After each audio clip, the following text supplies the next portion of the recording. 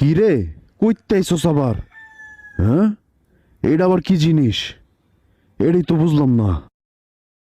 Dinosaur আয়া পড়ছে দেশে। বেটা, এই যে কি করস? হ্যাঁ, এটারে কি জানি কয়, এটার কি জানি নাম এটার। আপাতত এটার নাম আমি পক্কির মাথায় দিই। হ্যাঁ, তো এটা কোন কোন জেলায় কোন কোন অঞ্চলে কি নামে পরিচিত তোমরা সবাই? হ্যাঁ, মানে কি নামে বলো বা ডাকো এটারে?